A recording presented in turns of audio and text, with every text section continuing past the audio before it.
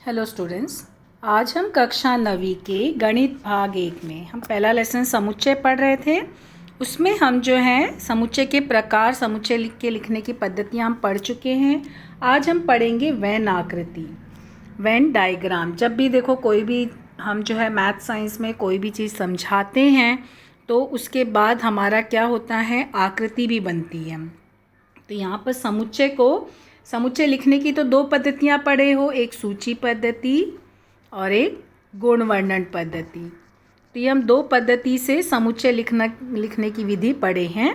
अब समुच्चय लिखने की जो पद्धति वो है वेन आकृति, यानी वेन आकृति के द्वारा हमें समुच्चय को दर्शाना है। तो ये वेन आकृति में क्या करते हैं, जैसे मान लो तुमको समुच्चय 1 2 3 4 5 दिया है, ये समुच्चय दिया है, तो इसको वेन आकृति में दर्शाना है। तो क्या करना, वेन आकृति में दर्शाते समय तुम चाहो तो त्रिभुज बनाना, चाहो तो आयत बनाना, चाहो तो वृत्त बनाना, तीनों में से कोई भी आकृति ले सकते हो। आकृति लेने के बाद जैसे यहाँ पर देखो ये तुम्हारा प्रश्न है, तो यहाँ पे देखो ये वृत्त लिया गया है और फिर क्या करोगे, जो समुच्चय है उसको लिखोगे, उसका नाम लिखोगे। अगर ए है तो ए लिखो, वैसे मोस्टली जो है समुच्चय को यहाँ पर वृत्त के बाहर लिखा जाता है, राइट साइड में ऊपर की ओर। तो यहाँ पर क्या करना, वृत्त बना लेना और जो घटक है ना, जैसे 1 2 3 4 5 लिखा तो 1 2 3 4 5 वृत्त में कहीं भी लिख लेना, लेकिन ध्यान देना सिर्फ नंबर्स लिखना। यहाँ पे जैसे कॉमा है ना, कॉमा नहीं डालना, तुम्हें यहाँ पे सिर्फ नंबर्स लिखने होंगे, ठीक है। तो यहाँ पर जो है तुम लोग क्या करोगे, ये जो नंबर है इसको हमने लिख लिया, तो यह हो गई हमारी वेन आकृति। तो यहाँ पे देखो वेन आकृति क्या है, समुच्चय को प्रदर्शित करने के लिए सर्वप्रथम बंदिश आकृतियों का उपयोग ब्रिटेन तर्कशास्त्र जॉन वेन ने किया। मतलब सबसे पहले ये किसने किसके बारे में पता किया, ब्रिटिश के तर्कशास्त्र थे जॉन वेन। जॉन वेन उनका नाम था। उन्होंने क्या किया, समुच्चय को प्रदर्शित करने के लिए एक बंदिश आकृति, यानी बंद आकृति है ना, यहाँ पे पैक है, और इसलिए इस आकृति को वेन आकृति कहा जाता है, क्योंकि जॉन वेन इन्होंने इसके बारे में जानकारी दी, इसके लिए उन्हीं के नाम से वेन आकृति कहा जाता है, वेन डायग्राम या वेन आकृति। अलग अलग समुच्चय को का संबंध समझने और समुच्चय पर आधारित उदाहरण हल करने के लिए इन्हीं आकृतियों का उपयोग किया जाता है। वेन आकृति में हमें क्या करना है, मतलब हम जो है क्या करेंगे, या तो तुम लोग त्रिभुज या फिर आयत या फिर वृत्त, ये तीनों में से कोई भी एक आकृति सेलेक्ट करना और फिर क्या करना, जो आकृति उसके राइट हैंड साइड में ऊपर जो भी समुच्चय का नाम दिया रहेगा उस समुच्चय का नाम लिखना और सारे घटक उसके अंदर लिखना है। और आकृति में डॉट कॉमा कुछ नहीं लगाते हैं, सिर्फ हम संख्या लिखते हैं। लेकिन अब यहाँ पे देखो तुम्हारा जो प्रश्न है ना, इसमें उदाहरण में सूची पद्धति में दिया हुआ है, तो तुम डायरेक्ट आकृति बनाए। लेकिन कभी कभी हमारा जो प्रश्न होता है वो सूची पद्धति में नहीं होता है, गुण वर्णन में होता है। तो क्या करना, उसको पहले सूची पद्धति में लाना और फिर आकृति बनाना, ठीक है। यहाँ पे देखो इनके बारे में दिया, तर्कशास्त्र और संभाव्यता विषय को गणितीय रूप देने का कार्य सर्वप्रथम जॉन वेन ने किया। यहाँ पे तुम लोग जो है तर्कशास्त्र और संभाव्यता, ये तुम लोग जो है 10th में पढ़ोगे, संभाव्यता की टॉपिक प्रोबेबिलिटी बोलते हैं। लॉजिक ऑफ चांस, यह उनकी प्रसिद्ध पुस्तक है, ये उनकी प्रसिद्ध पुस्तक है, उसमें उन्होंने लिखा है। यहाँ पे देखो जो दूसरी उदाहरण दिया है, यहाँ पर दूसरा उदाहरण दिया, क्या दिया है, b बराबर, देखो ये दूसरा उदाहरण, b बराबर क्या दिया, x/x, और x क्या है, -10 से बड़ा और बराबर और 0 से छोटा और बराबर, ठीक है। अब इसको वेन आकृति में दर्शाना है। तो लेकिन अभी ये तुम्हारी कौन सी पद्धति में है, ये गुण वर्णन पद्धति में है, तो इसको हमें पहले सूची पद्धति में लाना होगा। तो हम कैसे लिखेंगे, b बराबर धनु कोष्टक। अब देखो कहाँ से, -10 से के बराबर और उससे बड़ा, तो यानी तुम लोग कैसे लिखोगे, -10, -9, -8, -7, -6, -5, ठीक है, -4, -3, -2, -1, 0, बोला ना 0 तक। तो ये तुम्हारा सूची पद्धति हो गया। तो जब तुम्हें अभी यहाँ पे पहला प्रश्न तो सूची पद्धति में दिया था तो डायरेक्ट आकृति बनाए, लेकिन दूसरा उदाहरण था जो वो गुण वर्णन में है, तो क्या किए हम लोग उसको सूची पद्धति में लाए। अब हम उसको आकृति में दर्शाएंगे।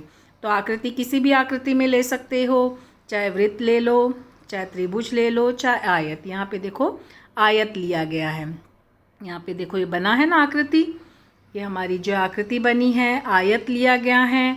राइट हैंड साइड में जो समुच्चय उसका नाम लिखा गया है, बाकी सारे घटक यहाँ पे लिखे गए हैं। घटक तुम किसी भी क्रम में लिख सकते हो, लेकिन चिन्ह के साथ लिखना, मगर उनके बीच में कॉमा वगैरह कुछ नहीं लिखना, ठीक है। तो ये केवल सिंगल समुच्चय है, उसको दर्शाने की पद्धति है वेन आकृति से। आगे भी हम लोग अभी और भी पद्धति पढ़ेंगे वेन आकृति के। पहले हम समुच्चय के कुछ और जानकारी देखते हैं। अब है उप समुच्चय। अब हमें प्रश्न क्या दिया है, उप समुच्चय, सबसेट, ठीक है, ये इसके बारे में। उप समुच्चय क्या होता है? उप समुच्चय मतलब क्या हुआ कि जैसे तुमको दो समुच्चय दिए हैं ए और बी, ठीक है, तो ए के अगर सारे घटक बी में आते हैं तो हम कहेंगे कि ए जो है वो बी का उप समुच्चय। तो उप समुच्चय का ये चिन्ह लगता है। जैसे मान लो तुम्हारे ए में ईट शब्द के अक्षर हो, ईट शब्द, तो ई ए टी, ठीक है। मान लो समुच्चय बी जो है तुम्हारा वो हीट शब्द के अक्षर है, heat, H E A T, heat शब्द। अब देख रहे हो यहाँ पर तुम लोग, यहाँ पर देखो ई ए टी, यानी ए के सारे घटक बी में आ रहे हैं, खाली एक एच है, लेकिन एच जो है वो ए में नहीं है, मगर ए के सारे घटक बी में, मगर बी के सारे घटक ए में नहीं है। तो ए के अगर सारे घटक बी में तो हम कहेंगे कि ए जो है वो बी का उप समुच्चय है। ए जो है वो बी का उप समुच्चय। लेकिन क्या बी ए का उप समुच्चय है? नहीं, क्योंकि देखो बी में एच है ना, जो कि एच इसमें नहीं है। तो यहाँ हम क्या करेंगे, इसको लिख के काट देंगे, यानी कि बी ए का उप समुच्चय नहीं है। ए बी का उप समुच्चय है क्योंकि ए के सारे घटक बी में आ रहे हैं, यानी जो यहाँ पे समुच्चय होगा बाएं तरफ, इसके सारे घटक इसमें आने चाहिए। चाहे वो ये भी ध्यान देना कि यहाँ पे अगर दोनों जो है दोनों के घटक समान हैं तो वो समसमुच्चय भी हो सकते हैं, लेकिन यहाँ पे क्या हुआ, देखो बी के घटक ज़्यादा हैं और ए के घटक कम है, और ए के लेकिन सारे घटक बी में आ रहे हैं। अभी हम लोग जो 1.2 का पहला सवाल हल करेंगे ना, वो इसी पर ही आधारित सवाल होगा। यानी वहाँ पे जो देखना तुम लोग जो है समुच्चय ए के जिसके सारे घटक दूसरे समुच्चय में आते हैं तो वह उसका उप समुच्चय होगा। और हमें जो चिन्ह दर्शाना होगा, चिन्ह क्या होगा, इस तरह का चिन्ह होगा। हमारा जो चिन्ह होगा वो इस तरह का चिन्ह होगा उप समुच्चय को। और किसके सारे घटक, मतलब बड़ा समुच्चय जो भी होगा वो यहाँ लिखना, छोटा समुच्चय यहाँ लिखना। लेकिन कब, जब उनके सारे घटक आ रहे हैं तो, और अगर नहीं आ रहे तो उसको काट देना। अब यहाँ देखो परिभाषा दी है ना, ए और बी दो समुच्चय हैं। समुच्चय बी का प्रत्येक घटक समुच्चय ए का भी घटक हो तो समुच्चय बी को समुच्चय ए का उप समुच्चय कहा जाता है, और इसको इस चिन्ह से दर्शाया जाता है। इसका वाचन कैसे पढ़ते, बी उप समुच्चय ए, ठीक है ना, बी जो ए का उप समुच्चय। यहाँ पे देखो उदाहरण दिया है, क्या दिया है, ए में दिया घटक 1 2 3 4 5 6 7 8, और बी में घटक दिया 2 4 6 8। देखो बी के सारे घटक आ रहे हैं, 2 आ रहा है, 4 आ रहा है, 6 आ रहा है, 8 आ रहा है ना। यानी बी के सारे घटक ए में आ रहे हैं, तो जिसके सारे घटक आ रहे हैं वो यहाँ लिखना, और जो बड़ा समुच्चय उसको यहाँ लिखना, ठीक है। बी के सारे घटक ए में आ रहे हैं, बी उप समुच्चय ए। लेकिन क्या ए बी का उप समुच्चय है? देखो ए के सारे घटक बी में आ रहे हैं, नहीं, तो ए के सारे घटक बी में नहीं आ रहे तो हम इसको लिख के काट देंगे। एक्चुअली हमको ऐसा नहीं बनाना होता, हमको क्वेश्चन पूछा जाता है कौन सा समुच्चय किसका उप समुच्चय है, तो सिर्फ हमको यही लिखना होता है।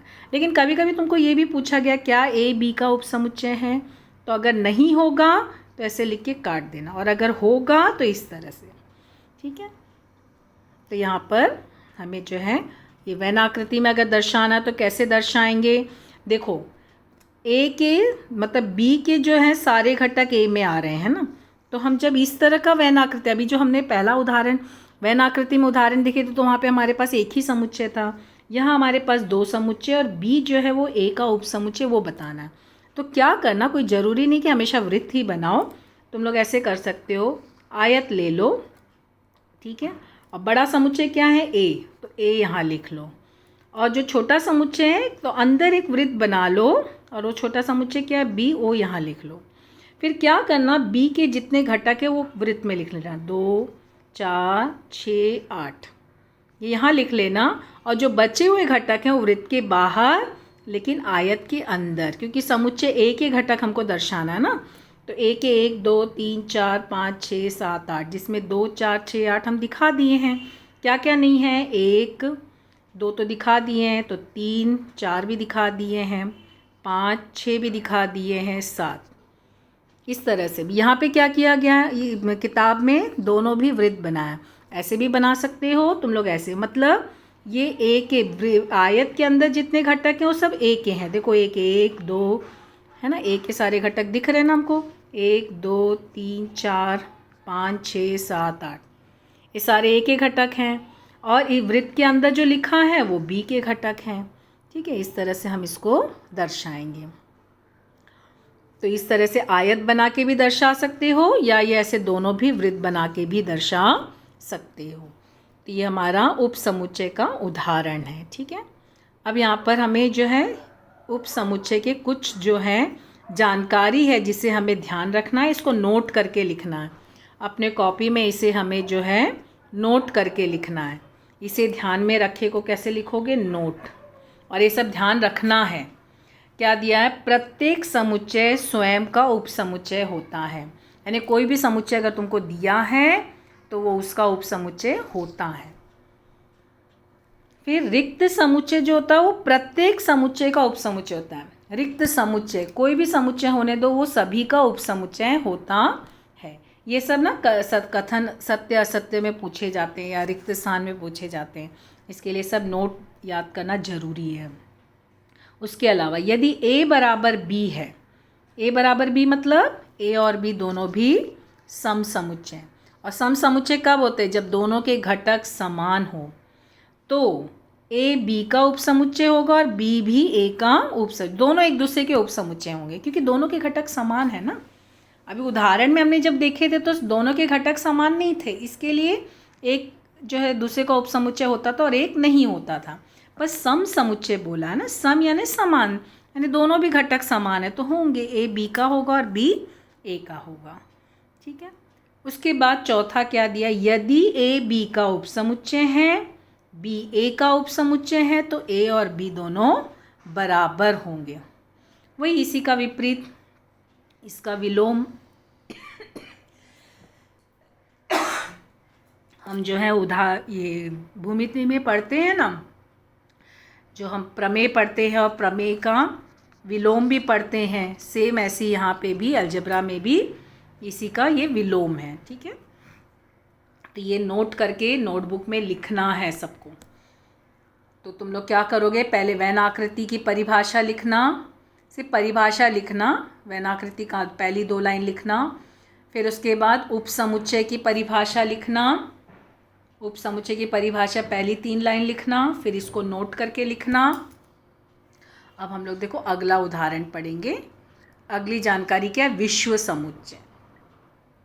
विश्व समुच्चय, विश्व समुच्चय का मतलब ही देखो यूनिवर्सल सेट, यूनिवर्सल सेट यानी कि विश्व, यह विश्व यानी सब कुछ आ गया ना, तो जिसमें सारे घटक आते हैं उसको हम कहते हैं विश्व समुच्चय। देखो यहाँ पे दिया ना, क्या दिया है, हम जिन समुच्चय पर विचार करने वाले उन सभी को समाविष्ट करने वाले एक बड़े समुच्चय को विश्व समुच्चय कहते हैं।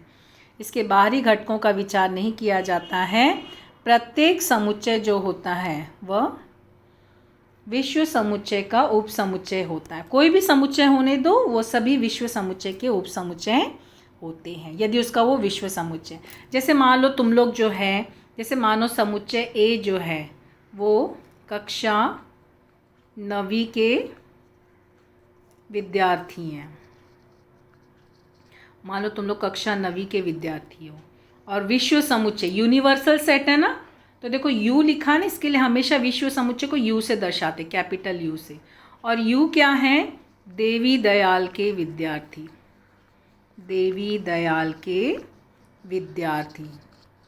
तो देखो ए क्या है? कक्षा 9वीं के विद्यार्थी, और यू क्या है? विश्व देवी दयाल के विद्यार्थी। विश्व समुच्चय हुआ ना, यानी हमारे देवी दयाल स्कूल के सभी विद्यार्थी। तो क्या ए यू का उपसमुच्चय है, बताओगे? हाँ देखो, ए यू का उपसमुच्चय है। कैसे? तुम लोग कक्षा 9वीं के विद्यार्थी हो, तो तुम लोग देवी दयाल के विद्यार्थी तो हुए ना, यानी ए के सारे घटक यू में आ रहे हैं।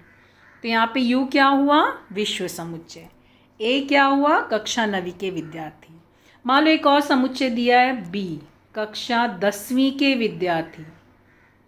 तो क्या कक्षा 10वीं के विद्यार्थी देवी दयाल के विद्यार्थी हुए? हाँ हुए, ठीक है। लेकिन एक चीज़ ये भी ध्यान देना, जो हमको समुच्चय ए दिया जाएगा ना, तो कक्षा 9वीं यानी देवी दयाल के कक्षा 9वीं के विद्यार्थी। तो हर एक स्कूल के 9वीं के विद्यार्थी देवी दयाल के नहीं होंगे ना, तब तो नहीं होगा ना, ये चीज़ भी ध्यान देना। हाँ, फिर जैसे मान लो तुम लोग रहते हो कल्याण में, माना समुच्चय एक्स दिया है कल्याण के निवासी, माना समुच्चय एक्स दिया है कल्याण के निवासी, क्योंकि तुम लोग कल्याण के निवासी हैं। और समुच्चय वाई दिया है महाराष्ट्र के निवासी, महाराष्ट्र के निवासी। और समुच्चय यू दिया है भारत के निवासी, भारत के निवासी। अब मुझे बताओ यहाँ पे विश्व समुच्चय क्या है? देखो विश्व समुच्चय भारत के निवासी हुए ना, ये विश्व समुच्चय है। अगर तुमको ये पूछा गया ये कौन किसका उपसमुच्चय, मान लो तुमको यहाँ ये पूछा गया कौन किसका उपसमुच्चय, तो देखो कल्याण के निवासी, महाराष्ट्र के निवासी, यानी एक्स जो है एक्स के कल्याण के निवासी महाराष्ट्र में आते हैं, यानी एक्स प्रतिच्छेदन अरे उपसमुच्चय वाई, एक्स वाई का उपसमुच्चय। क्यों? क्योंकि कल्याण जो महाराष्ट्र में आता है और कल्याण भारत में भी आता है ना, यानी कि एक्स जो है वो यू का उपसमुच्चय हुआ। इसके अलावा महाराष्ट्र भी देखो भारत में आता है, यानी कि वाई भी जो होगा वो यू का उपसमुच्चय होगा। इसीलिए यू देखो यहाँ पे विश्व समुच्चय, यू क्या है यहाँ पे? विश्व समुच्चय। तो यानी कल्याण के निवासी महाराष्ट्र में आते हैं, इसके लिए एक्स वाई का उपसमुच्चय हुआ। कल्याण के निवासी भारत में भी आते हैं, इसके लिए एक्स यू का भी उपसमुच्चय हुआ। और महाराष्ट्र के निवासी भी भारत में आते हैं, इसके लिए वाई भी यू का उपसमुच्चय हुआ। ठीक है, तो यानी यहाँ पे जो विश्व समुच्चय ने क्या हुआ, जो सारे घटक जिसमें सारे घटक आते हैं वो हमारा विश्व समुच्चय होगा। यहाँ पे देखो उदाहरण दिया है, जैसे हमारे पाठशाला में क्रिकेट खेलने वाले विद्यार्थी में 15 विद्यार्थियों का संघ चुनना है। तो पाठशाला में क्रिकेट खेलने वाले खिलाड़ी जो होंगे, सभी खिलाड़ियों का समुच्चय विश्व समुच्चय होगा, और जो 15 खिलाड़ी का संघ होगा विश्व समुच्चय का उपसमुच्चय। यानी ए क्या होंगे? वो जो है 15 खिलाड़ी जो क्रिकेट खेलने वाले हैं। अब इसको अगर हमें दर्शाना है तो कैसे दर्शाएं? वेन आकृति में। यू क्या है? पाठशाला में क्रिकेट खेलने वाले सभी विद्यार्थी। और ए क्या है? क्रिकेट संघ। अभी ऐसा होता है ना कि स्कूल में देखा जाए तो सभी बच्चे क्रिकेट खेलते हैं, तो सभी बच्चे जो क्रिकेट खेल रहे तो वो क्या हुआ? विश्व समुच्चय। लेकिन उसमें से हमको संघ बनाना, उसमें से हमको टीम तैयार करनी 15 लोगों की। हम किसी को भी तो नहीं खड़ा कर सकते नहीं कि चलो तुम लोग जो है क्रिकेट खेलने चले जाओ। तो जब हमको कहीं खेलने जाना तो हम टीम तैयार करते हैं, तो जो टीम तैयार की है वो क्रिकेट संघ हुआ। तो यानी क्रिकेट संघ क्या हुआ? ये जो है इसका उपसमुच्चय। तो ऐसे दर्शाएंगे। तो ये परिभाषा है। विश्व समुच्चय साधारणतः यू अक्षर से दर्शाते हैं, और वेन आकृति में विश्व समुच्चय सामान्यतः आयत से दर्शाते हैं। ध्यान देना, वेन आकृति में हम वृत्त, आयत और त्रिभुज तीनों में से कोई भी ले सकते हैं, लेकिन विश्व समुच्चय को सिर्फ आयत में ही दर्शाया जाता है। ये ध्यान रखना, ये पॉइंट्स लिखना है अपने कॉपी में। ये हो गया विश्व समुच्चय के बारे में। अब हम पढ़ेंगे पूरक समुच्चय। ये सब पढ़ना बहुत ज़रूरी है, तभी तो हम स्वाध्याय 1.2 के सवाल हल कर पाएंगे ना। तो यहाँ पे देखो पूरक समुच्चय क्या दिया है कि यदि U विश्व समुच्चय है और समुच्चय B के सारे घटक अगर U में आते हैं, ठीक है, तो हमें क्या करना है, B का पूरक समुच्चय निकालना है। जैसे मान लो तुमको एक समुच्चय दिया है, U दिया है 1 2 3 4 5 6 7 8 9 10, समुच्चय A दिया है 2 4 6 8 10। हमको A का पूरक समुच्चय निकालना है, ये निकालना है। तो हम कैसे करेंगे, और ध्यान देना पूरक समुच्चय बिना विश्व समुच्चय के नहीं निकलता है। तो ये हमारा विश्व समुच्चय, ये हमारा समुच्चय A है, तो A का पूरक समुच्चय निकालना है। तो पहली बात तो उसको चिन्ह से हम दर्शाते हैं डैश। जिसका भी जो भी समुच्चय होगा ना, जिसका पूरक समुच्चय, वो पूरे समुच्चय लिखना और यहाँ पे डैश लिखना, या फिर इस तरह से AC यानी कॉम्प्लीमेंट ऑफ सेट है ना, इसके लिए दोनों में से कोई एक चिन्ह लगाना। अब लिखोगे कैसे, उसमें घटक कैसे लिखोगे, A का पूरक समुच्चय A डैश बराबर, अब देखो A और U को मिलाओ, तो देखो जो भी घटक A में लिखे हैं उसको छोड़कर बाकी सारे घटक लिख लो। तो देखो A में यहाँ पर 1 नहीं लिखा है, 1 नहीं लिखा है तो 1 लिख दिया यहाँ पे, फिर 2 लिखा हुआ है तो 2 नहीं लिखेंगे, 3 नहीं लिखा है तो लिख दिया यहाँ पे, 4 नहीं लिखना है क्योंकि 4 है, फिर 5 लिखा है नहीं तो 5 लिख दिए, फिर 6 नहीं लिखना है क्योंकि 6 है यहाँ पे, फिर 7 लिखना है, फिर 8 भी है, 8 नहीं लिखना है, 9 लिखना है, 10 नहीं लिखना है। ठीक है, तो जो जो घटक समुच्चय A में दिए हैं और विश्व समुच्चय में जो घटक नहीं हैं A के, वो लिखना पूरक समुच्चय, यानी कि ये दोनों को मिलाने पर तुम्हारा विश्व समुच्चय बनता है। अब इसको मैं वैनाकृति में दर्शाना है, तो कैसे दर्शाया, देखो विश्व समुच्चय है तो विश्व समुच्चय हमेशा आयत में ही दर्शाना है। बाकी समुच्चय को तुम किसी में भी दर्शा सकते हो, लेकिन विश्व समुच्चय को हमें आयत में ही दर्शाना है। तो ये हो गया हमारा U। फिर क्या करना, आयत के अंदर एक वृत्त खींच लेना और एक को A दर्शाना, एक को A बताना और एक को A डैश बताना। ठीक है, तो अब यहाँ पे जैसे ये A है तो ये A है, तो A के घटक वृत्त के अंदर लिख लिए, क्या लिख लिए, 2 4 6 8 10, और A डैश के घटक वृत्त के बाहर लेकिन आयत के अंदर, है ना। तो यहाँ पर ये हो गया विश्व वैनाकृति में पूरक समुच्चय को दर्शाना। दूसरा एक और उदाहरण दिया है, देखो यहाँ पे दूसरा उदाहरण क्या दिया है, उदाहरण 2, ये U जो दिया है 1 3 9 11 13 18 19, ये U दिया है, B दिया है 3 9 11 13, 3 9 11 13। अभी हमें पहले क्या निकालना है, B डैश निकालना है। तो B डैश क्या होगा, देखो 1 नहीं दिया, लिख लिए, 3 दिया, 3 नहीं लिखना है, 9 दिया, 9 नहीं लिखना है, 11 नहीं लिखना है, 13 भी नहीं लिखना है, बचा क्या, 1 18 19 लिख लिए, जो बचा है वो लिख लिए। जो B में है ना उसको छोड़कर बाकी जो नहीं लिखे वो सारे B डैश में लिख लिए। अब क्या करेंगे, अब हम लोग क्या करेंगे, यहाँ पे ये हमारा दर्शाना है ना हमको, तो यहाँ पे आयत में विश्व समुच्चय दर्शाए, उसके अंदर क्या करना, वृत्त खींच लेना, उसमें B के घटक लिख लेना, B क्या, 3 9 11 13, 3 9 11 13 लिख लिए, और B डैश यहाँ पे देखो 1 18 19, ये हो गया हमारा वैनाकृति। लेकिन यहाँ पे हमें क्वेश्चन क्या बोला है कि अब B डैश का B डैश ज्ञात करिए। मतलब ये तो तुम लोगों ने B डैश निकाल लिया, अब इसका भी पूरक समुच्चय निकालना है, इसका भी पूरक समुच्चय। तो इसका पूरक समुच्चय कैसे निकालोगे, तो सेम वही करोगे। इसको अब क्या करोगे तुम लोग, इसको जो है विश्व समुच्चय से मिलाओ, ये दोनों को, क्योंकि इसका पूरक समुच्चय हमको निकालना है ना।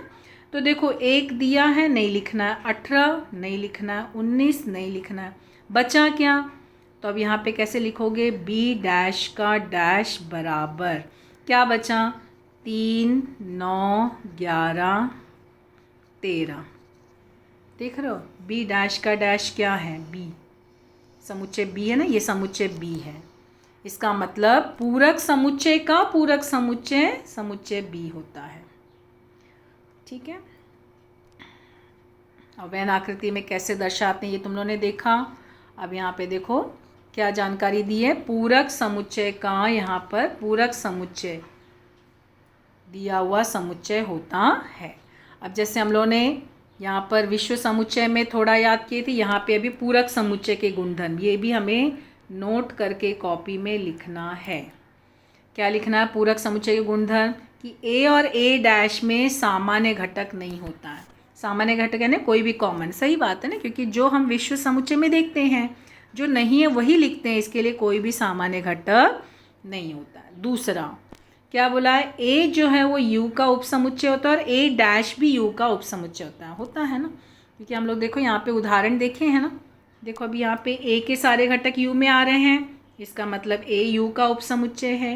ए डैश के भी घटक यू में आ रहे हैं, मतलब ए डैश भी यू का उपसमुच्चय है। तो ये यहाँ पे दिया हुआ है, ये दूसरा पॉइंट, ये पहला पॉइंट। तीसरा पॉइंट, विश्व समुच्चय पूरक समुच्चय यह रिक्त समुच्चय होता है। यानी विश्व समुच्चय यू डैश अगर पूछा गया, अगर यू डैश पूछा गया तो यू डैश क्या होगा? रिक्त, क्योंकि यू डैश के सारे घटक ही विश्व समुच्चय के सारे घटक उसमें आए, तो जो नहीं बचा वो तो क्या नहीं बचा? कुछ नहीं बचा, तो कुछ नहीं यानी रिक्त हुआ। तो विश्व समुच्चय का पूरक समुच्चय रिक्त होता है। लेकिन इसी का विपरीत रिक्त समुच्चय का पूरक समुच्चय क्या होता है? विश्व समुच्चय। तो रिक्त समुच्चय का पूरक समुच्चय विश्व समुच्चय होता है और विश्व समुच्चय का पूरक समुच्चय रिक्त समुच्चय होता है। तो ये हम लोग जो है समुच्चय की जानकारी पढ़े। इस वीडियो में हम लोगों ने क्या क्या पढ़ा? वैन आकृति, फिर उसके बाद हम लोग उपसमुच्चय, फिर उसके बाद हम लोग विश्व समुच्चय पढ़े और फिर लास्ट में हम लोग ने पूरक समुच्चय।